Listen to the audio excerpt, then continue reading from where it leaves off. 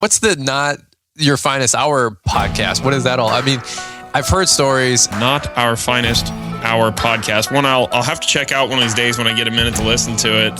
I've been told it's not for everyone. I don't know. It's just the general reviews I hear on it, but it has been getting really good reviews. And I've never personally listened to it, but I have heard it's not for everyone. I listened to the Not Our Finest Hour podcast. Just great podcast. I've really enjoyed that. I'm not endorsing anything. From what I said, from what Caleb told me, he said don't endorse anything unless you listen to it first. I do once in a while listen in, and it's a lot of fun. But I do got to be careful. It is not for everyone. Caleb Allman is always dropping notes that it's one of the most value-added shows out there. Of course, through all the Not Our Finest Hour, you guys poking fun at so much different stuff is absolutely killer. I don't feel any oppression tonight. In fact, I feel very free. The Not Our Finest Hour podcast. Thanks for being here. Welcome to the beginning of the podcast. Where today, Chad fired someone. Chad. Fired someone. We're going to start off with that, are we? Well, we might as well go big. So we had this kid that came on. He's the son-in-law of one of my good buddies, and 20 years old, kid needs a job. Hasn't done much of anything else at 20 years old. Washes dishes in like a bar or something like that. So I'm like, hey, sure, we'll try him out. We got a spot on the crew. Comes in a couple weeks ago. Guys are like, he's green, like he's real green, right? Like stand there watching you, hand in his pockets, kind of green. And so the guys, okay, the first day that's okay, right? Like everybody's trying to get their sea legs or whatever. They're scared, anxiety. Yeah, I get never it been too. around full-grown men, like it's something that you have to sort of get your nerve to come into, right? After 2 weeks, whatever, I haven't been on site with the guy a lot, but the guys are like, he's leaving early because he has to go pick up someone, or he's coming in late or something like that. I'm just like, what the fuck is going on? So I text the kid. I'm like, we're doing sod up in Ottawa tomorrow. We got to be leaving the yard at 6 so we can be up there to meet the sod truck and everything. Like, can you come? Nothing all day. Question mark at 6 o'clock or whatever. And then he's like, oh, would I have to take my car to Ottawa? I said, no, you get in with us. We'll be going up to Ottawa for the day. We're back 5, 6 o'clock, whatever it is, whenever the job's done. He goes, oh, no, I have to pick up my girlfriend at this time and drop her off again at this time. It's like, okay, I'll have Connie do off your walking papers. And that's it. And then he's like, oh, is it because I wasn't getting along with the guys on the crew, which I didn't even know about. And he was on Shane's crew, and Shane's like the most gentle you're going to get for someone teaching you how to do stuff, right? He's not in your face. He's very diplomatic, super easy guy to get along with. I didn't even know he wasn't getting along, apparently, with these guys. Maybe just be due to the fact that he's so fucking soft.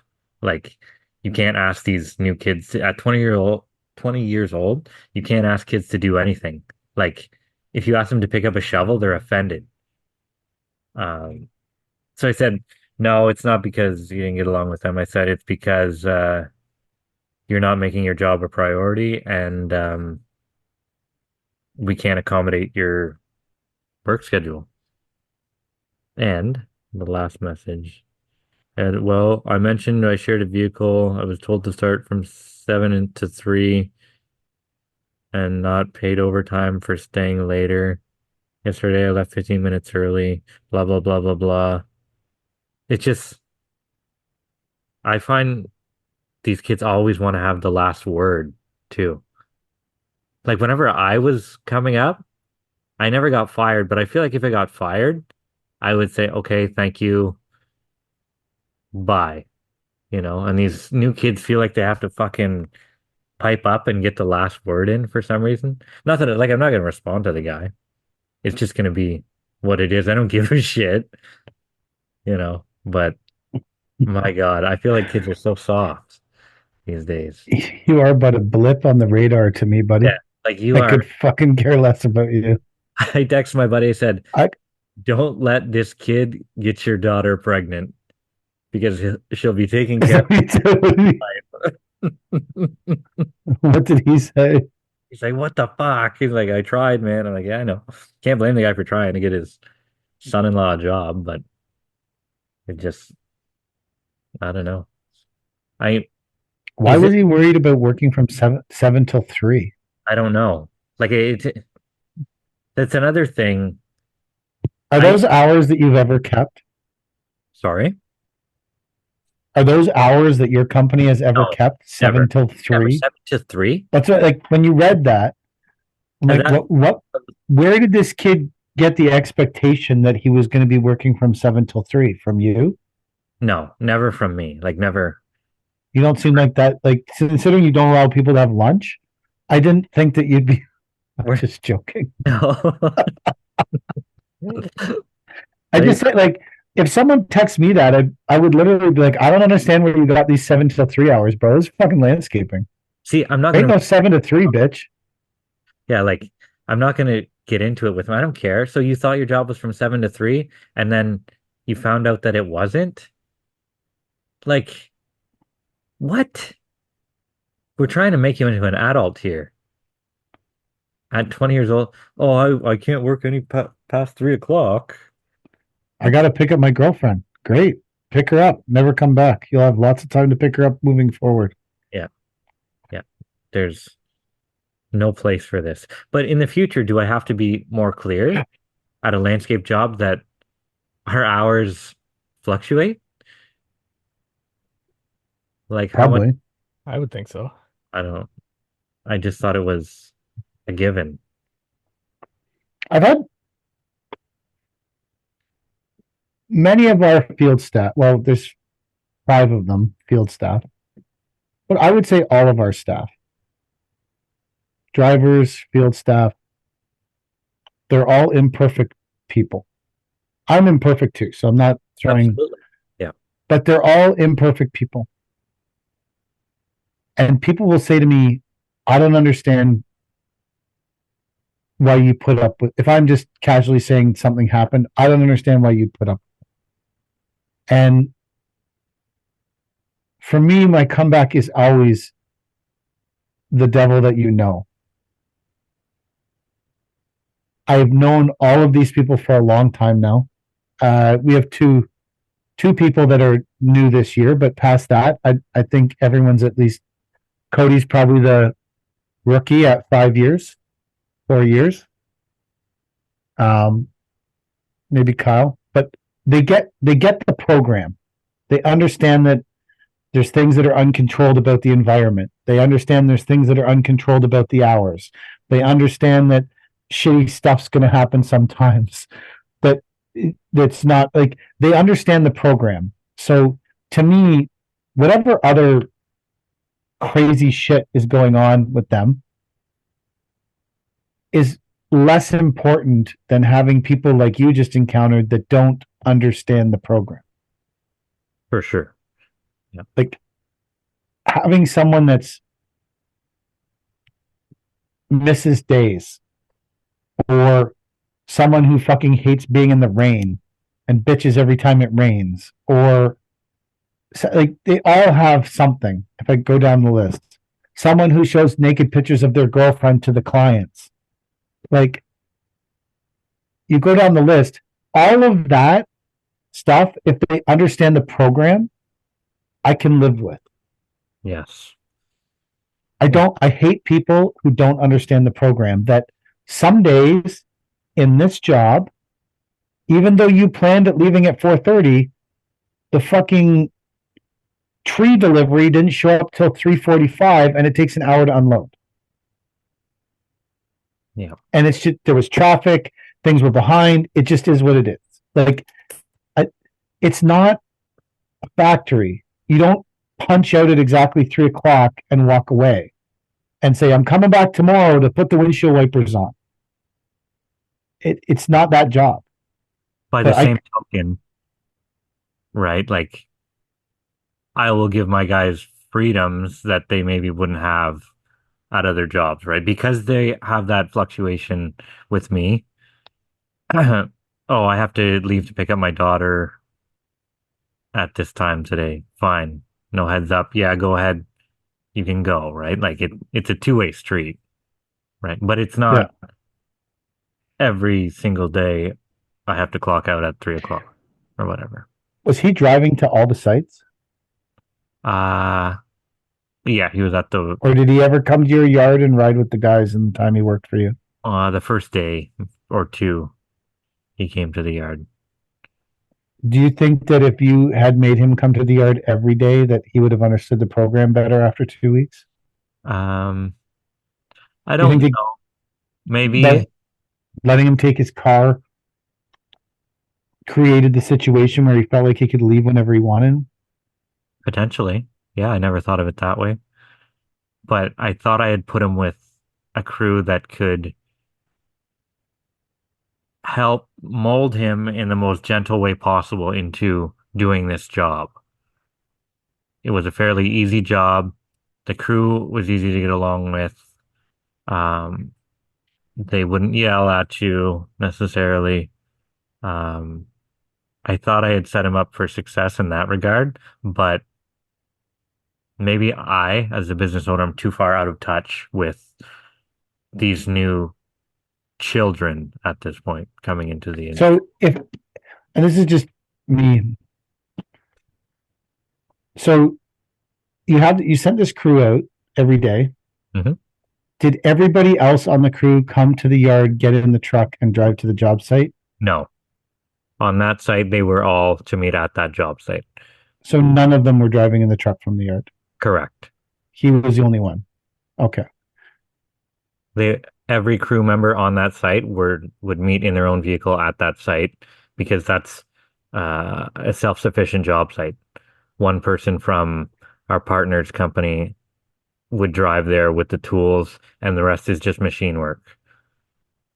Right. So I was just wondering because if he was the only one that was driving himself to site in a 20-year-old Generation Z person's mind, they would have probably worked that into I'm so important, I'm allowed to bring my own car and leave whenever I want. The rest of you are, you need to understand my value here.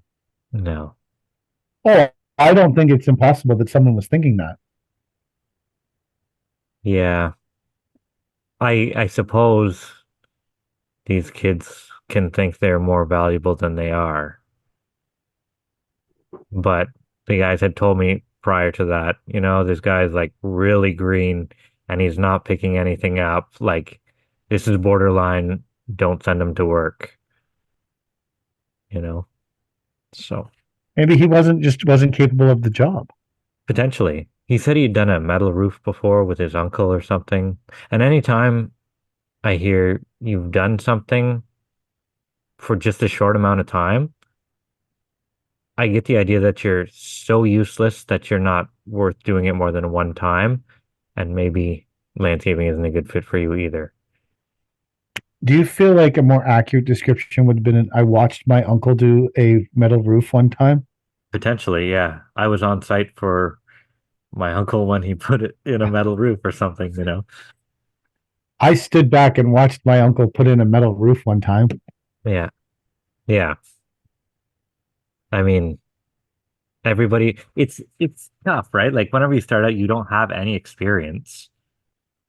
But looking back, I feel like even on my first day, I tried a little harder than standing there with my hands in my pockets. Do you think the consequences of you not trying harder were more harsh back then than the consequences of like him losing his job today? What's the consequence of that? Nothing. He goes back to playing video games, driving his girlfriend back and forth. Yep. Yeah. Well, I don't know. Maybe his parents beat him because he lost his job. I don't, it could be a lot of like, His parents didn't care enough to get him a job. His true. girlfriend's parents cared enough to get him a job. Yeah. Yeah. So his parents don't care enough what he's doing to even Well, attempt to get him work. should it be the parents' responsibility to get their children a job? I don't I think think it that ever should be. I think that nepotism plays a big role in everybody's life. I got my first crack at landscaping through my stepdad, actually. but um, Nepotism. I don't necessarily know why.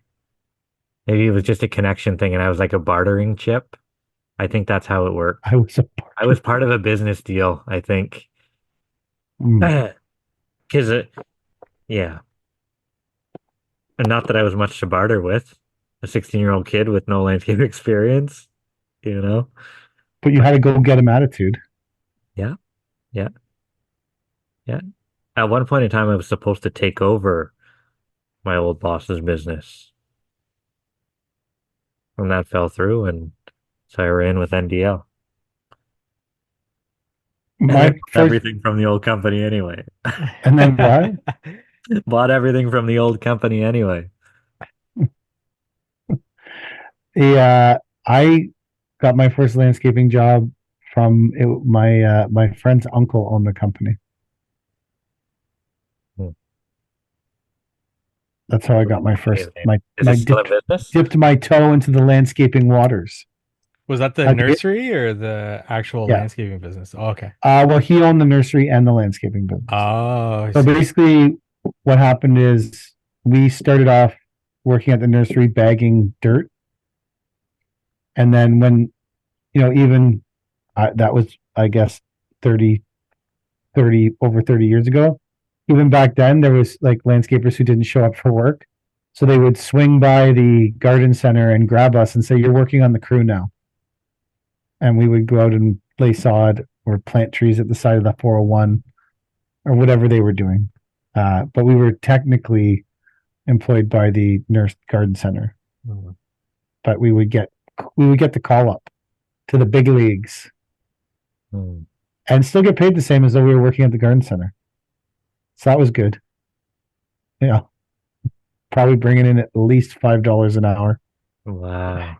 Big money. Huge. Wow, minimum wage was $3.50. Wow. I started at Wow. 685, I think, or 675, something like that. Minimum wage was $3.25, I think, when I started. Wow. But if you worked at the garden center bagging dirt, you made $5. Likewise, a case of beer was like $12 or something. Hmm. Maybe it was $20. I don't remember. It wasn't $50. So was I wrong to fire this guy then? Should I have given him more time? What's the I would have turfed him. Yeah. As soon as he said I got to pick up my girlfriend, I don't give a fuck about your girlfriend, dude. I don't. I really don't. I don't fucking care. And the real world, and the truth is the real world doesn't care about you picking up your girlfriend. No. Like Don't you- make my problem your problem. Yeah. Do you need the guy? Or No. do you need a guy? I mean, Could I have used an extra set of hands? Yeah, but Yeah. not one who has to pick up his girlfriend 3 o'clock on the nose or something. If you have some senior staff members who see you letting, and it depends who they are, because we've talked, but they see you letting a 20-year-old who knows nothing and does nothing leave early every day to get his girlfriend. At some point, as the weather gets colder and the snow blows in, they might start to be like, well, I got to get my fucking girlfriend too, bro. I'm out of here. My pillars of the company, I'd like to think they're more solid than that, but I can see how that rot could get at some of the other guys. Yeah, I'm not saying it necessarily it's the pillars that get, but maybe a couple other people are like, well, now my girlfriend needs a ride at 7 to 3, bitch. I'm out of here. It's fucking December and I'm cold as ass. Like, We're getting so. On that note, how late do you make the guys work? Like, we're on a I don't know what you'd even call it, an elective system as of next week, I think. Like, if you want to work, we have work for you. If you want your layoff because you're going to stand there and shiver or spend hours in the truck warming up, it's time for layoff. Like, so today, my guys rolled into I was in the yard and they rolled into the yard at 3:30. I was like, well, I know you're 45 minutes from the yard. And I was like, yeah, we're going to finish out this week. And, that's going to be the end. Well, we have one more. I have some little things that are. I want to wrap some trees. I have some shit I want done around the yard. But I think the majority of like unless someone calls with some kind of landscape emergency, like we're probably middle of next week and we're done. You know. I want to see more landscape emergencies. Yeah, me I too. miss those. I love a good landscape emergency. Um, One of our jobs, though, like we have a job in Barrie where I was hoping to be done this week, but there's an extra that they're saying they're going to approve, and I don't know if they're going to approve it, and I don't know if we're going to get done. But it's supposed to. They're calling for like a major snowstorm.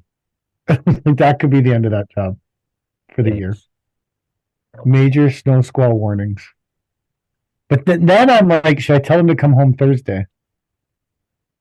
Or should I like because they're in Barrie, and what if it does become a major snowstorm? Do I want them pounding down the shitbox 400 under construction?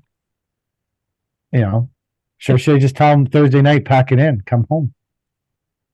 Pack it in Thursday night. Come home. The same, like they're staying in hotels. So what they're staying over Thursday night, and then their Friday turns out to be a fucking shitstorm. Yeah. Well, come home at noon on Friday then after everything's been plowed out. Like, but don't drive the truck in a snowstorm. Do you remember? There's a certain feeling to the very last day of landscape season every year. Yes. It's one of my favorite feelings and one of the worst feelings all rolled into one. And I know it because I'll almost I'm not an emotional guy, but I will almost be in tears on that last day. The one that you know for sure is the last day of the season or like the last drive home in the dark. Yeah. You know, you're just like, it's a weight off, but you're like, fuck, what am I going to do for the next 3 months? It's all rolled into one. I can't describe it. And I go home. I'm an insanely emotional person. So you are crying on the way home. I think it's a day of mixed emotions. Yeah. It's a day of highs and lows. Yeah. I'm fucking done with this shit for a year. I need a break. I got no way to pay my fucking bills. Yeah. But now I don't have to get up tomorrow morning at 4:30 in the morning. But I have no money. But I don't have to get up. But I have no money. But I don't have to freeze. I used to, when it started getting cold, when I did a lot of outside work, I used to calculate how many days of suffering were left. Like if it started, like this year's been warm. It was still plus today. But there's been years in my life when we were at -2, -3, week 1 in November. Yeah. And then I would say, I have 20 more working days of pain and suffering. 20 more days of being freezing cold. And then when you get to that last day and it's cold and you're like, I'm almost done being cold for a bit. I almost don't have to wear 7 layers for a bit. Yeah. But then by the end of the day, you're getting in your car, you're like, I have no gas and no way to buy gas. No way to buy gas, yeah. Because I have no money, because I have no job anymore, but at least I won't be cold. I just need enough gas to get to a place where I can burn my kitchen table to stay warm. I don't think it ever got that bad for me. And I'm not at the point now where we're going to run out of money if I stop working. It's just the battle of my mind stops for a little bit, right? There's no more 8 o'clock at night organizing the guys for the next day and then waking up at 5 in the morning and cross-checking your plan from yesterday to make sure it's still going to work today. And it just stops, right? I'm not used to, like, when you exercise your brain that much and then you stop exercising your brain, it's a hell of a feeling, right? It's So a little retirement bit, will feel like. yeah, I think I'm going to drop like soon after I stopped working. They say you do, like within a couple of years after retirement, like that's when people, A lot of people do who my don't know how dad, to fill their time. yeah, like you just die. So maybe I'll always do I something. have no plan on. I have zero plan on retirement. I don't find it to be interesting. So how I know there's a lot of people who love the idea of it, the idea of being retired, and I don't, I have no fascination with it. I like purpose. Without purpose, I struggle.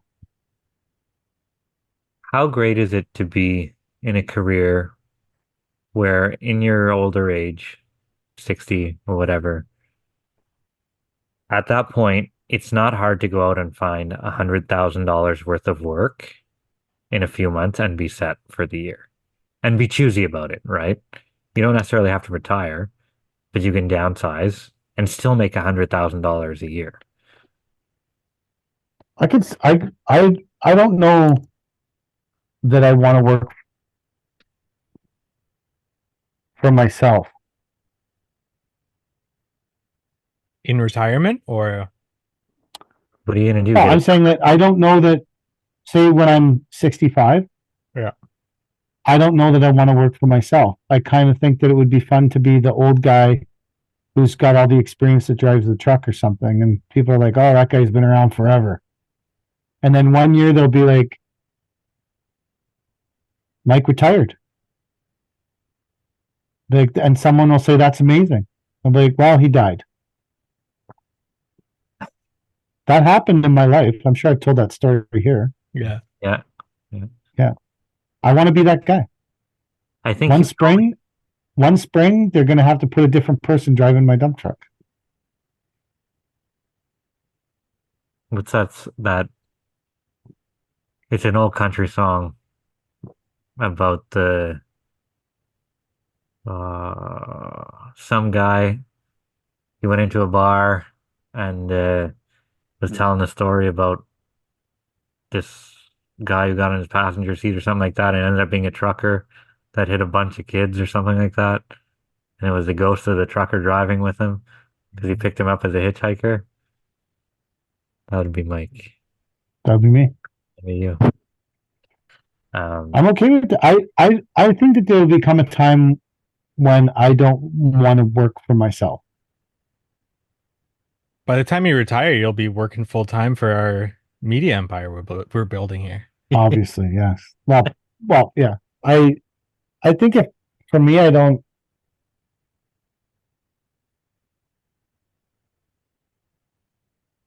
I don't have a pro. I wouldn't have a like when the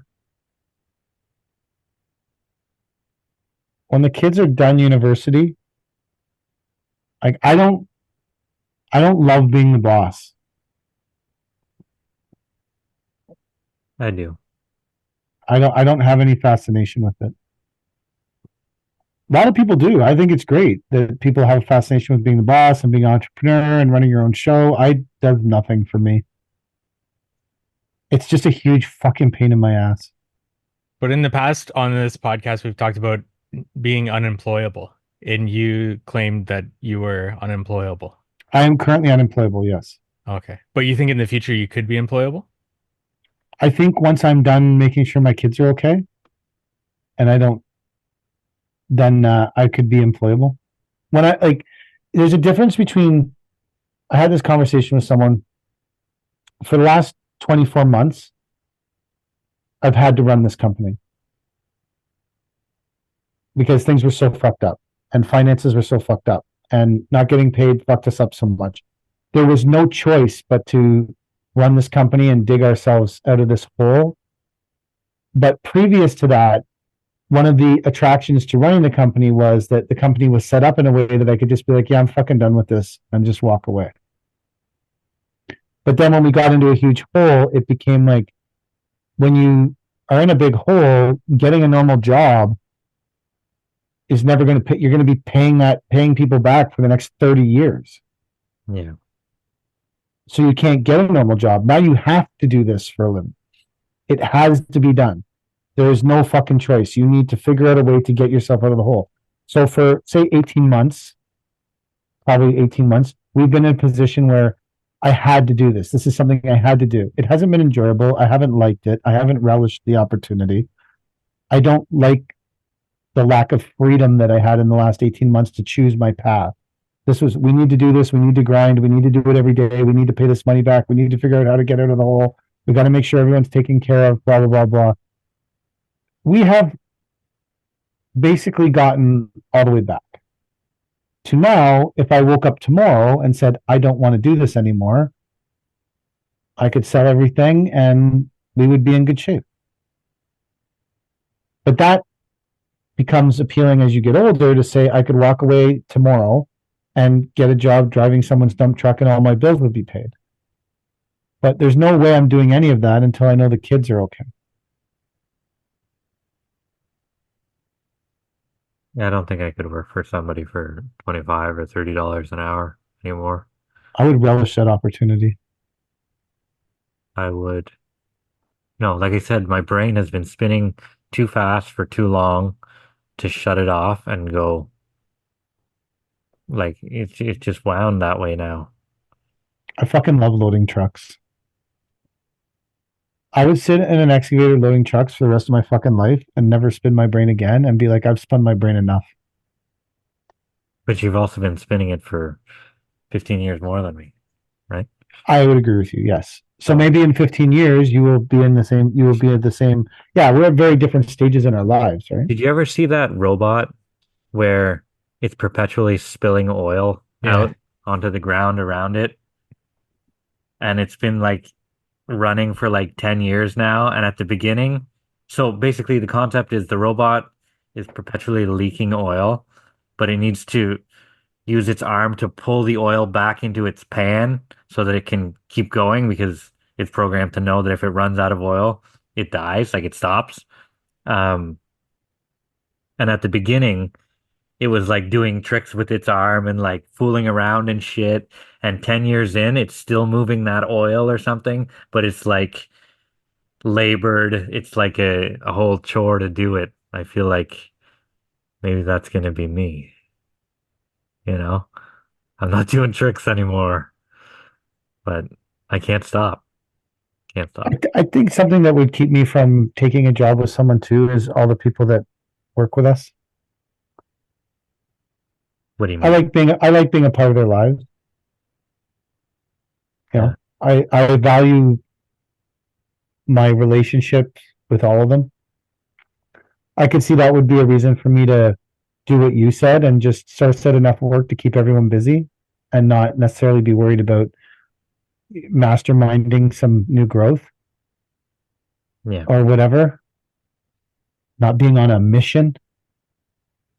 I think that I like to think I am important enough that I matter in my guys' lives, but I text them 2 days ago saying we were having a Christmas party and I needed a head count, and I got a response from one of them.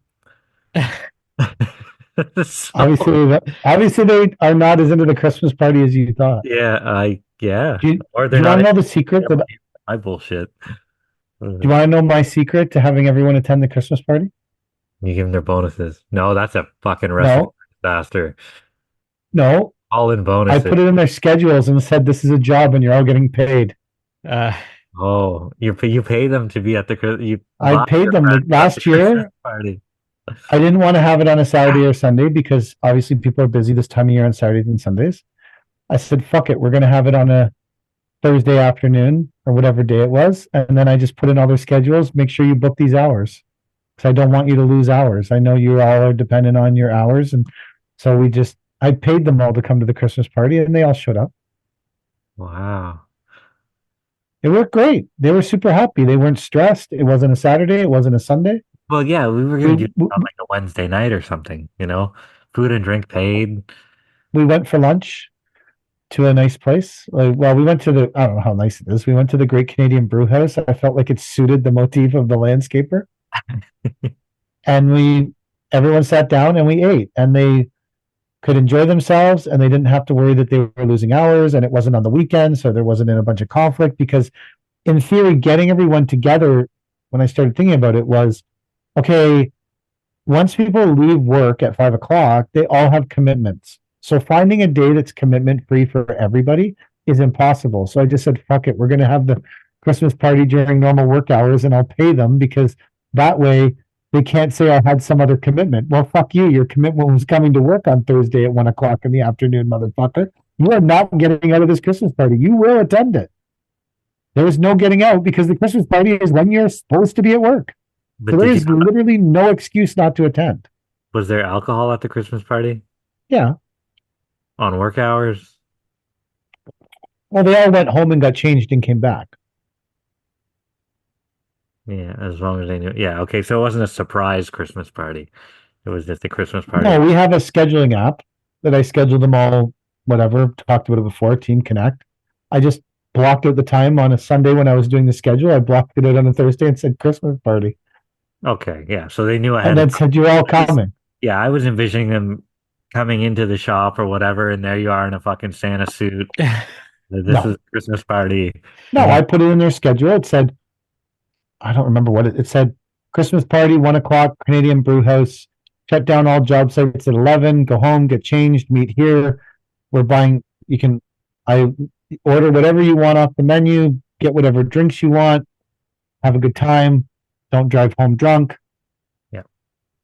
Perfect. That's what we did, I don't and it even worked. It was one of the best Christmas parties we've had because everyone showed up, and they all enjoyed themselves. what was the ratio of fighting. None. They had a great. It was a really good party. They all got to order whatever food they wanted off the menu, so they got to get whatever they wanted to eat. Yeah. They all had a few drinks. It You was include- it was a good. I thought it was a good solution. I think I'm going to do it again this year. I might pick a different place, maybe. That place is also close to our yard, so if there's people who didn't want to go home and get changed, they could just come right to the event. Hmm. But I didn't ask for any responses. I didn't need a fucking head count. I said, this is when it is. You're fucking coming. Yeah, well, we said you could bring your wife or your husband or whatever it is. You Yeah. know, then I want to know. I need to know how many seats we need. So Where are you going? I don't know. My partner's secretary is sorting it out. I don't PK, have you ever been to Mongolian Grill? Yes, know. Oh, what'd you think? I liked it. Yeah. I like anywhere where you can eat until you're full. Because the only Mongolian Grill left, I think, is in Whitby. It is, yes. We had our Christmas party there once. Oh yeah. Mongolian Grill? Yeah. They have like a room where we all sat together, and that was like 3 companies ago. Mm. That was Everyone could get something they liked because you're just making your own food. Yeah. yeah. Why do you want to go to Mongolian Grill, Mike? No, that came up in conversation with me and Chad at H&A because there's one in Waterloo right by the universities. And Not anymore though, eh? no, it closed down. It's gone. How could it close down? How could you be that popular and close down? I know. Well, in the later years, it was really dead. Really? Yeah. How could it be dead? I would eat there daily if I. And I think COVID killed it. Oh, that'd do it. Yeah. I think that's when it closed down. I would just Wow, get up yeah, and just having a place where you get up and mingle with everybody Yeah. and everyone breathes on each other's food. Yeah. And I don't think they were big on the whole takeout experience. Because the whole experience is actually going to the counter and letting them cook it for you. And getting as much as you want. Yeah. Yeah, that doesn't transfer well to takeout.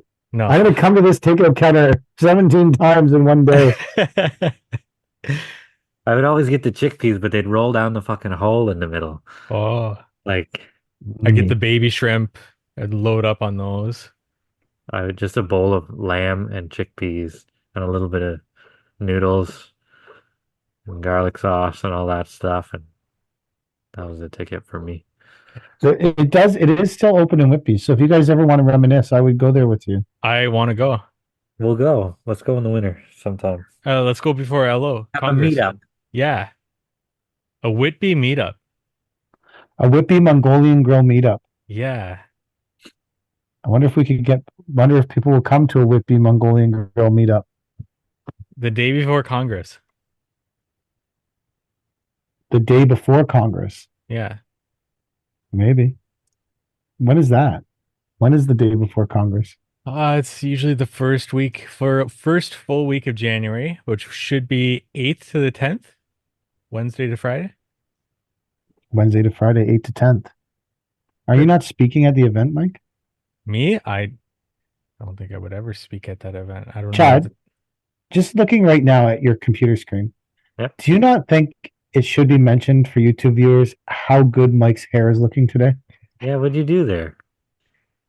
It's because I Did you haven't just do a showered haircut? yet. No, I know. it's because I haven't showered yet. It's just grease. Like- Are you done working? What? Are you done working? No, I had some onboarding calls today and other things on the go. No, but like for your landscape season, are you done? No, not yet. You still. So when you don't show up for a day to do that stuff, do people get upset about that? Or you just tell them No. sometimes I don't come? No, just because I'm in between projects right now, and yeah, it worked out well for me to just get So some you're still stuff going to done. start another new project? Yeah, but it's only like I've got 2-3.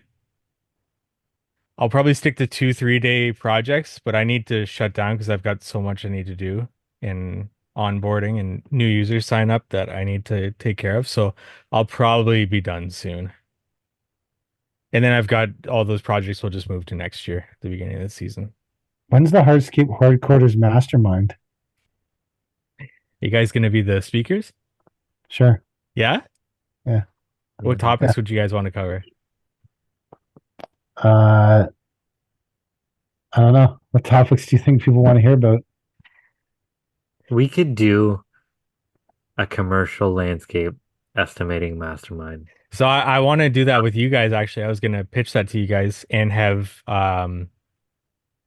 Jack on the How to You Hardscape definitely podcast. need Jack. Yeah, That's a And- Jack-dominated episode. and have a commercial landscaping episode, and it could be a good crossover episode possibly too, because we haven't done a crossover podcast episode, and well, we only done one. So. Mm. Oh, crossover. Yeah, we Yeah. could do another crossover. Jack is the man. Yeah. You want to talk about estimating? Jack is the fucking man. Yeah. I don't know what I did with my life before Jack. Nothing as efficient. Nothing as efficiently. I would have looked at a lot more plans than I did this year. Like I haven't looked at a lot of plans. Do you think that Jack made an absolute impact on your business this season? Definitely. Yeah. Yep. Yeah. I think so too. Took a lot of the For headache. us. He massaged the pain point of estimating out of my business Nice. for sure. Now I can focus on driving around and delivering materials to my workers. I can focus on driving around. Like a $20 an hour employee should do. Like a 20. See, that's what I did today. Tyler from Hellscape poured some concrete for us up in Barrie, and it's obviously a long way, and he did it as an emergency to come and help us out.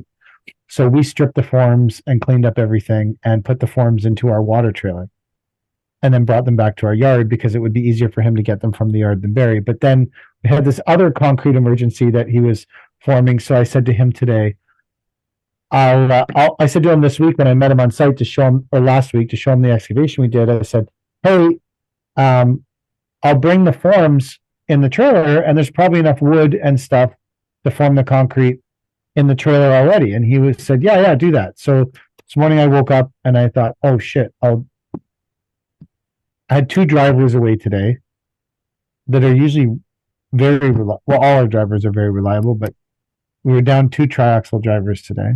One of them was training to plow the highway. Or he's been doing it for 15 years. So Andrew had to do like refresher course on how to plow the 401 or whatever 407. That's a hell of a job. Does he drive the one that extends out, or like Yeah. yeah, drives that's the- cool. He drives the lead truck. Nice. So he drives the lead truck. So he's doing that this winter. So he went for training, and then Christy was sick, which never happens. So there was no Traxel drivers this morning. So I was like, I guess I'll go get this one load of concrete that I really need to get done. So, anyways, in rushing around, I drove in all the way to drop off the materials, like Chad was saying, being the errand person, and then got there and realized that I didn't have the AOC plates. And it made me sad that I didn't have the plates with me, but it made me happy that I realized it before all the concrete was poured and set. So, an AOC plate. those steel iron plates with the bumps on them? Oh, the delineation plates. I don't know. We call them AOC plates. Okay.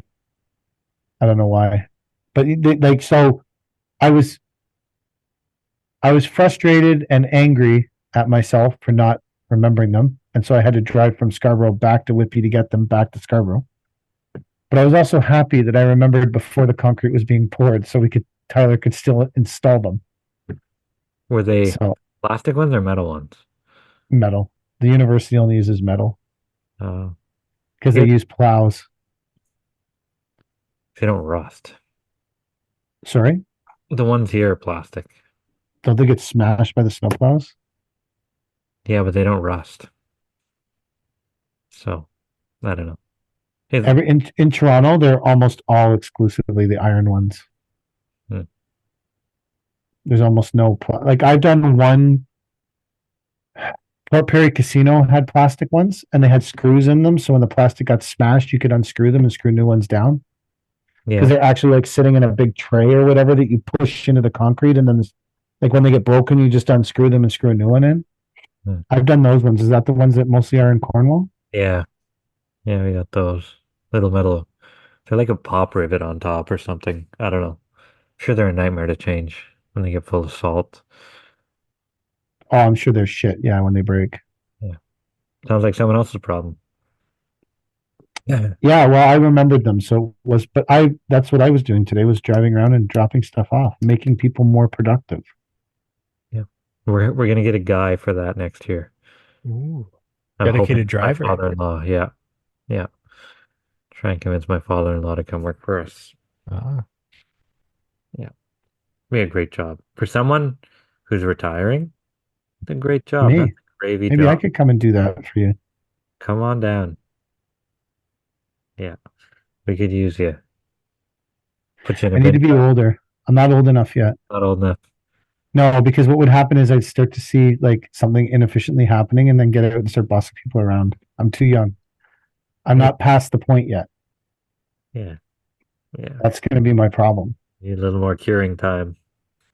I need to be older. I need to be less mentally adept. Chad, what are you going to do then in your business? More project management. Maybe I'll get on the machines more. That would be. I wouldn't like. I love running a shovel. So if I could run a shovel a lot more. In all honesty, it'll probably be more project management stuff. We got some big stuff coming up where I don't get the chance to work. I just have to make sure that things are going how they should go, and the river stone's to the right height that it needs to be, and the plants are all where they need to go, and the edging's installed right, and that'll be me again next year, I think. But I'm building the crew to where I can do that. And they've been great. Like I don't know how, but we've fallen on 7 guys now that seem like they want to be there and want to work and are, for the most part, doing a great job. I don't know. I've never taken a course on hiring or anything like that, but I'll attribute it, like everything else, to just fucking luck for me. How this all comes into play. So, I don't know. Well, I think that if you're firing people, then it's not luck. Luck would be if you hired people. Luck would be if you just straight hired 7 people. that's luck. If you're hiring and firing, Yeah. sorry, No, go ahead. If you hired 7 people and they're all good, yeah, that's luck. so I'm saying you have 7 good people, but how many people have you fired to get to 7 good people? Because that's a skill. That's not luck. Yeah. But they all come from the same place, right? Well, is it a skill to know who's dog shit? Yes. Is it? Yeah. I just think that's common sense. Like, or maybe it's Common, not, common sense is in short order. I suppose. But I'm not the only one who sees that these other people need to be fired.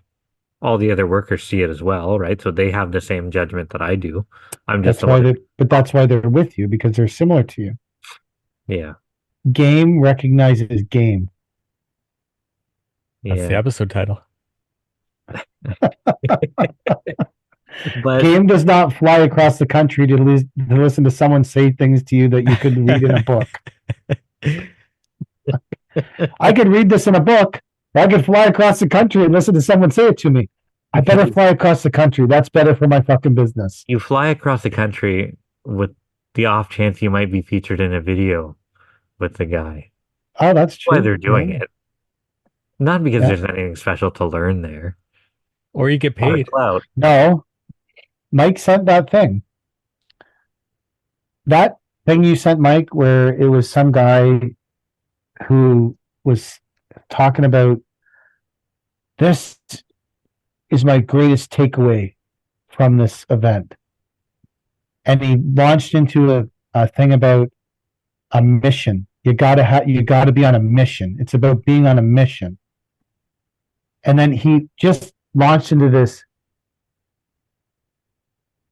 absolute word salad of bullshit. And I thought, if this is this guy's greatest takeaway, I mean, I feel like we should share it on the Not Our Finest Hour podcast account so that everyone can understand.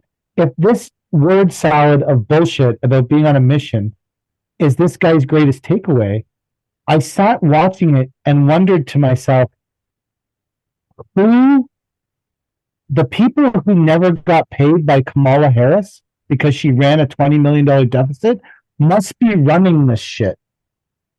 Because the way this guy's talking, it's the same liberal woke crap that's getting pilfered everywhere about, like, literally this guy is insanely talking about how he's going to fix the middle class in that thing. I don't know how closely you listen to it, Mike. No, I don't even. I think I just watched the first 15 seconds and thought this would be a good one to share with you guys.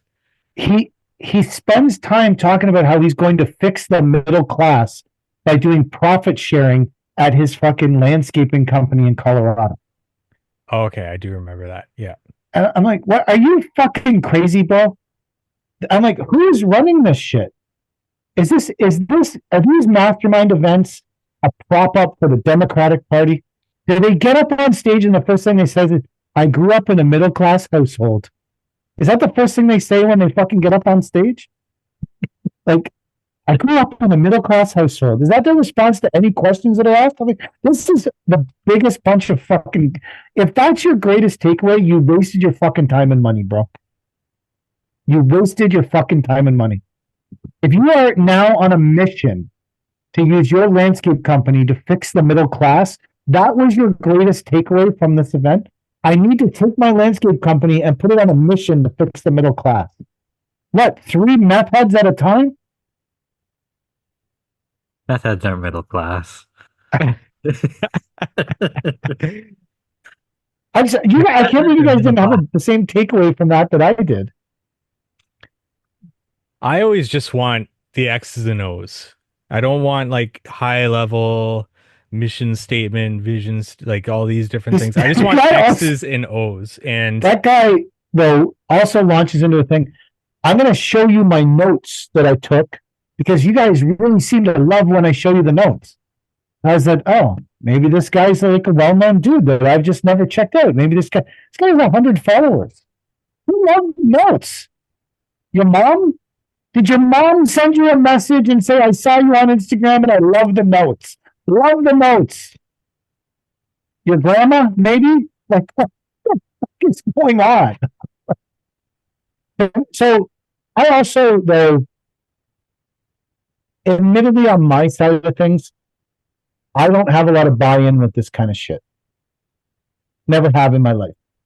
People preaching at me, people telling me all these things. I'm like, if you know so much, if you're so fucking great, why are you doing this instead of that?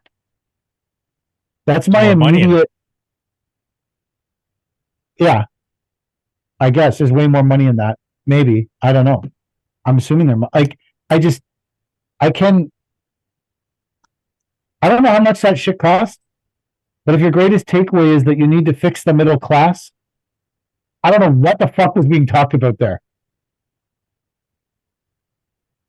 It's better advice to start a contract killing company to prop up your fucking landscape company until you get it off the ground. That's better advice than trying to fix the middle class on a mission. That is the most garbage advice I've ever fucking heard in my life. You need to create a mission to fix the middle class. You've got to be on a mission. You and Kamala and Tim Waltz are on a fucking mission together to fix the middle class, motherfuckers. Come to our work mastermind and learn how to fix the fucking middle class. It's all rainbows and fucking shit at these masterminds. What the fuck is going on at these things? I don't know. I don't have a mission statement for natural design. You're not trying to fix the middle class in Cornwall. You're not trying to bring the people back outside to work instead of being in the fucking what are they called? Distribution centers. You looked at your community and you said, "Fuck, my community is indoors too much now. All we do is work in distribution centers in Cornwall. I need to bring the people back outside. They need to experience the outdoors again. My mission at NDR is to get people out of distribution centers and back into nature at the side of the road, building monster retaining walls. Back into nature. That's what I need people to be." Not in Amazon, just slightly outside, working on the land. Inside the Amazon. Just 6 feet outside the door. Oh, man. Why is there no mastermind in Toronto? Or like where we are at? Well, we should have one. No, If they're so profitable, like you're talking. If there was a mastermind, you know, in different cities in the States and bigger cities, Toronto's a pretty big city. Why was there no? Well, I guess they looked at the polls and saw that Trudeau was fucked here. So there was no place for the mission to fix the middle class here. The middle class is okay in Canada. We don't need small landscaping companies to step up and fix the fucking middle class here. Fucking crazy, bro. I don't know. How did you find that? Because more amazing to me, it was the guy with 100 followers. I was like, how did Mike follow this person? No, I think it was shared by somebody. I can't remember, but I also get a lot of those things. I get a lot of like different gurus popping up in my feed and stuff. Do you think the mastermind is just gurus repackaged? I think so. Because the guru thing is kind of dying off and people are kind of cluing in that like the gurus aren't all that shit. So but gurus still need to make money. So masterminds, a guru's still got to live the guru life. Yeah. A guru's got a guru. The idea of masterminds have been around for like a long time. I think like the first time I heard about it was from Tony Robbins, I think. And it always like takes a little bit a while to get to the landscaping industry. Because you got like the paid membership groups, and I heard about those popping up back in like 2014 in different industries and stuff, and listening to podcasts. And then it just takes a little bit of time to get to our industry, and then like masterminds was next, but we had those paid groups in our industry, and then gurus, and then masterminds. I think it's like a trickle down effect because our industry is a little bit slower with that. But there's another, who is it? Imagine had a mastermind, and that was from years back, from like 2020. I think he started his. So He's saving the middle class one landscaping job at a time. to me, the mastermind would just be like the refined guru, right? Like just with a different mask on or whatever. Like a more the mastermind is the course, I suppose, right? So the traditional Or is it definition of a mastermind is a is it the group course of or the people person? that you can learn from. So basically, one person's in charge who gets all the money, and then they It's a get other pyramid, Steve. they get a bunch of other people in a group, and they all share together, and that's what makes it a mastermind, basically. I think it's a little bit different with the way that some people are calling things masterminds, but that's the whole idea of it. Hmm. Yeah, I don't know. I don't buy it. This is a I mastermind of sorts. Uh, I think it's all in how you package it, though, No, I right? know. Yeah. we also don't charge anything. Yeah, this is free. Like, I have noticed that anything to do with anything, it always carries a massive charge. like an inflated charge. Our masterminds, the greatest question of a mastermind should always be, are masterminds there to help the people, or are masterminds there to make the mastermind person wealthy? That should be the essential question. Like, is a mastermind there to help people, or is a mastermind there just to charge exorbitant prices to make the person wealthy and save the middle class? Don't forget about that. But I just find it that that's whenever I look at any of that situation. So you could argue that Block Techo and Interlock Ian have been putting on masterminds for the last 10 years that you can attend for free. Now, they're only doing that in the hopes of turning you onto their brand to buy their product because they gave you free learning. So, to be fair to them, there's obviously an ROI at the end of it. Yeah. Right. But you could argue that you could have attended those masterminds for the last 10 years and gained all kinds of insightful knowledge and never paid a penny and never bought any of their products. And they would have fed you to do it. You'd be a They cleaning would've and fed sealing you. company. You could have created your own cleaning and sealing company as well. Yeah. Yeah. And they also, on one of them, taught you how to rewrap the plastic skids, which obviously is valuable. To force the efflorescence out. Right? Squeeze the efflorescence out of those pavers nightly while you're off the job.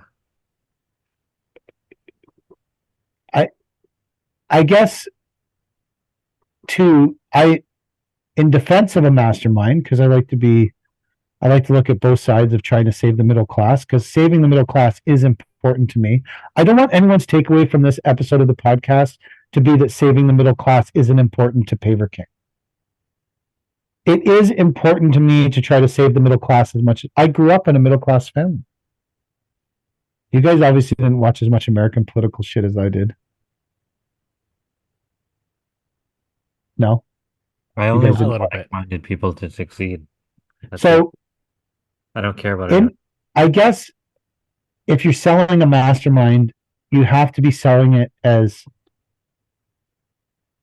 the information that you're giving out is not information that can be achieved anywhere else, right? This information can only come from this situation at this place.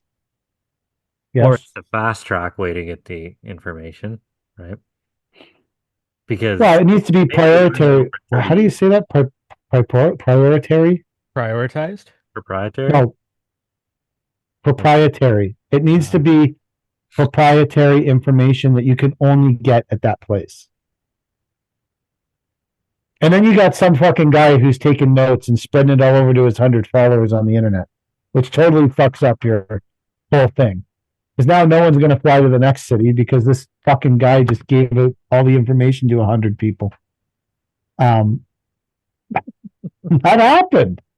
They should sue that motherfucker. Giving away all the mastermind information for free. I don't even need to go now. I know my mission is to save the middle class. I don't even need to fucking go. It's all unicorn and rainbows over there saving the middle class in Colorado. I guess if you believe that there's, I don't know, whatever. I don't have a lot of buy-in on any of that shit. I'm pretty negative about all of it, to be fair. I'm sure there's people that are just walking away with, life-changing, life-altering knowledge that they could have got from the How to Run a Landscaping for Dummies book at fucking Kohl's. Do you think, are you afraid that anyone ever leaving a mastermind course is going to come up on you real fast with what they've learned? Absolutely not. No? No. Like Joe's Landscape, 2 years ago, he was a two-man crew, and now you see him with 13 trucks and 30 guys, and you're like, oh, fuck, where did this guy come from? And you hear he's coming from the mastermind course. So not that they came from the mastermind course, but where I live, that already happened. And it affected me not at all. And now they're all basically bankrupt and gone. Easy come, easy go? Or what? I don't know if they came from a mastermind course, that they all came from 0 to 30 employees overnight. And bought shit tons of trucks and fucking...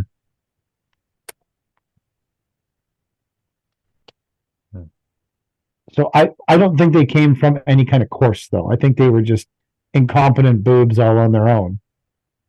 I don't think they needed training to fucking fuck that up. I think they were incompetent enough to fuck it up all on their own.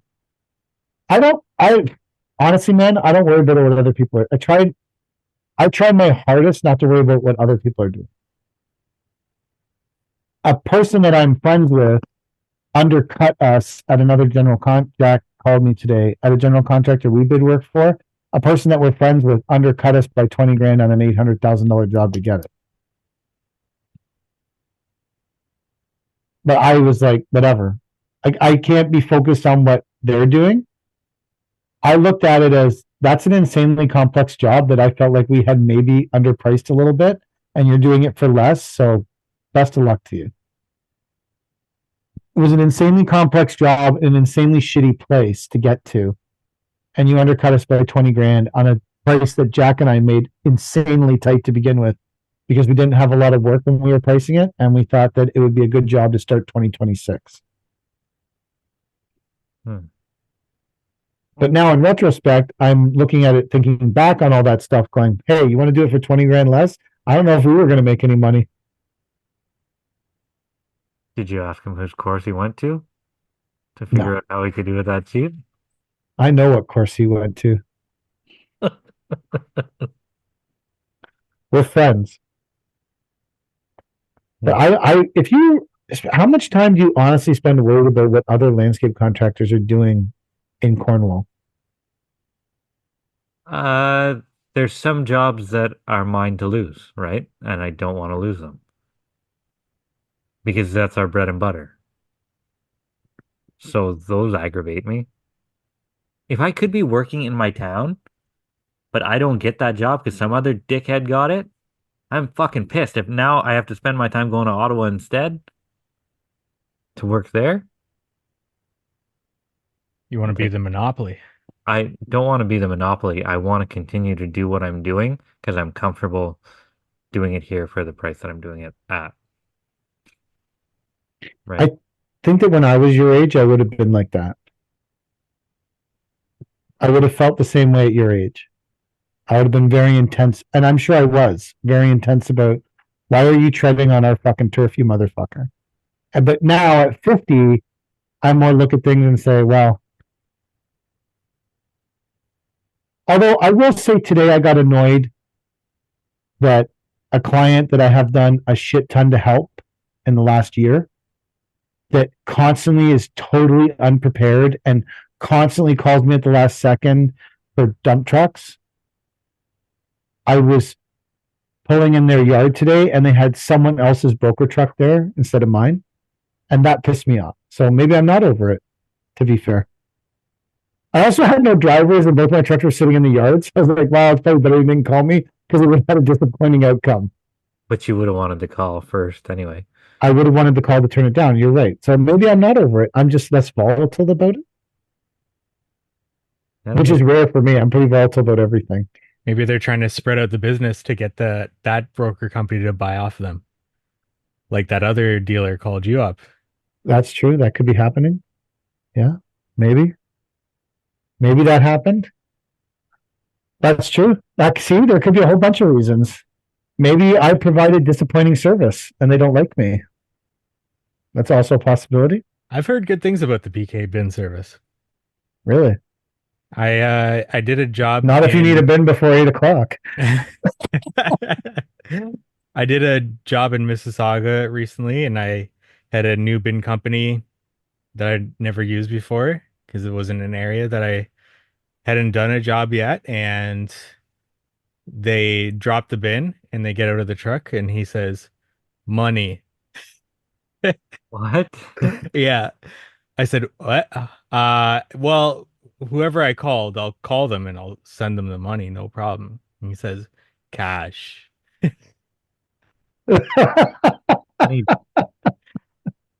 I thought I should have called PK, even though he said he doesn't like doing bins in Mississauga. This time of year, I would have sent Cody for a bin to Mississauga. She's not as busy. She's been doing a lot of deliveries, and she has achieved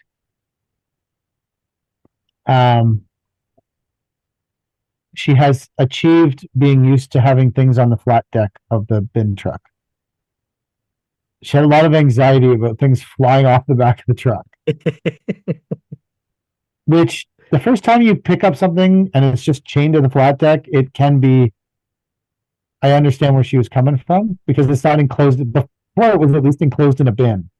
So it couldn't. But Cody has been doing a lot of float moves.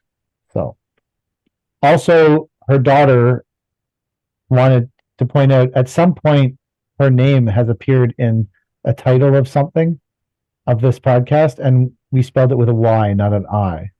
So, who was that? Her daughter, Kenzie, pointed out that in the podcast, in one of the titles, it's spelled Cody, and her name is Codi. Oh. I didn't even know her name was in one of the fucking titles. I didn't know that either. Maybe it is. I don't know. I'm not 100% sure. Maybe in a description. I don't know. Maybe it's in a description. That's true. Maybe it's in a description. She was going through all the different podcast episodes, and I said, Cody, you know that this podcast isn't for everyone.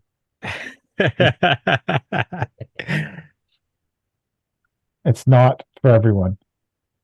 So maybe the title of this episode should be called Kenzie, We're Listening. It spelled her name wrong? And spell Kenzie's name wrong. Kenzie, is this how we spell your name? We should just call this episode We Spell Cody with a Y. Yeah.